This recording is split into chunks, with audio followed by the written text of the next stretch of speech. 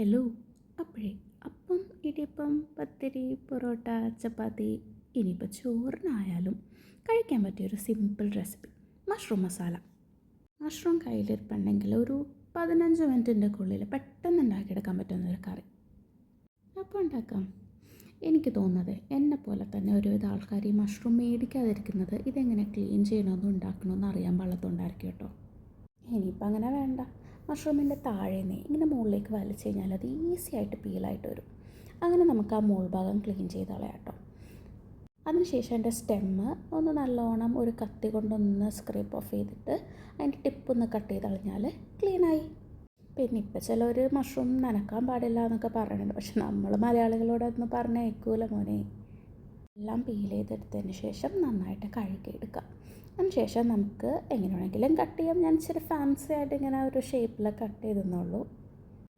Cut ചെയ്തെടുത്തിട്ട് നമ്മൾ ചട്ടി വയ്ക്കുക, എണ്ണ ഒഴിക്കുക. ഞാൻ ഒലിവ് ഓയിലാണ് യൂസ് ചെയ്യുന്നത്. നിങ്ങൾക്ക് എന്ത് വേണമെങ്കിലും യൂസ് ചെയ്യാം. പിന്നെ അതാ ഇഞ്ചിയും വെളുത്തുള്ളിയും കുറച്ചിട്ടു. അതിന് ശേഷം ചെറുതായിട്ട് അരിഞ്ഞ സവോള ആഡ് ചെയ്യാം. സവോള ഞാൻ വൈറ്റും പർപ്പിളും കൂടി മിക്സ് ചെയ്തെടുക്കാം കേട്ടോ. ഈ സമയത്ത് കുറച്ച് ഉപ്പ് ആഡ് ചെയ്തിട്ട് നമുക്കൊന്ന് വഴറ്റിയെടുക്കാം. അതിൻ്റെ കളറൊന്നൊരു ചെറിയൊരു ട്രാൻസ്പെറൻ്റ് ആവുന്ന നേരത്ത് നമുക്ക് മഷ്റൂം ഇടാം. കാരണം മഷ്റൂമിൻ്റെ ഒപ്പം കിടന്നത് വാടിക്കോളും. ഇനി മഷ്റൂമും സവാളയും കൂടി നല്ലോണം മിക്സ് ചെയ്തതിന് ശേഷം അത് കുറച്ച് നേരം നമുക്കൊന്ന് മൂടി വയ്ക്കാം. ഇടയ്ക്ക് തുറന്നിളക്കി ഇങ്ങനെ നോക്കുന്നതിൻ്റെ ഇടയിൽ നമുക്കറിയാൻ പറ്റും അത് നല്ലോണം ഷ്രിങ്കായിട്ട് അതിൽ നിന്ന് വെള്ളം ഇറങ്ങുന്നത്. ഈ സമയത്ത് നമുക്ക് തക്കാളി ആഡ് ചെയ്യാം. ഇതിൻ്റെ കൂട്ടത്തിൽ ക്യാപ്സിക്കം ആഡ് ചെയ്യാം കേട്ടോ. ക്യാപ്സിക്കം നല്ല മാച്ചാണ്. ഇനി ഒന്നും കൂടി നല്ലോണം വഴണ്ട് കിട്ടാൻ മൂടി വയ്ക്കുക. അതിന് ശേഷം നല്ല മിക്സായി എന്ന് തോന്നുമ്പോൾ നമ്മൾ ഇതിനകത്തേക്ക് മസാല ആഡ് ചെയ്യാം. ഞാൻ ഒരുപാടൊന്നും ആഡ് ചെയ്യുന്നില്ല. ജസ്റ്റ് ഉപ്പും മഞ്ഞൾപ്പൊടിയും ഗരം മസാലയും കുരുമുളക് പൊടിയും മാത്രം. മുളക് പൊടിയും മല്ലിപ്പൊടിയും അങ്ങനെ ഒന്നും ഇടേണ്ട ആവശ്യമൊന്നുമില്ല കേട്ടോ.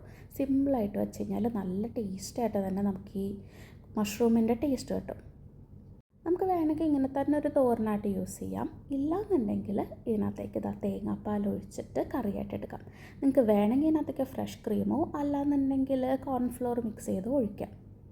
ഇനിയിപ്പോൾ അത് നല്ലോണം തിളച്ച് വരുമ്പോൾ കുറച്ച് മല്ലിയിലയും കൂടി ഇട്ട് ഗാർണിഷ് ചെയ്ത് കഴിഞ്ഞാൽ ഭയങ്കര എളുപ്പത്തിന് ചെയ്യാൻ പറ്റുന്ന, എന്നാൽ കാണുന്ന പോലെ അല്ല കേട്ടോ, ഭയങ്കര ടേസ്റ്റി ആയിട്ടുള്ള മഷ്റൂം മസാല റെഡിയാവും. അപ്പോൾ എല്ലാവരും ട്രൈ ചെയ്യണം. Bye bye.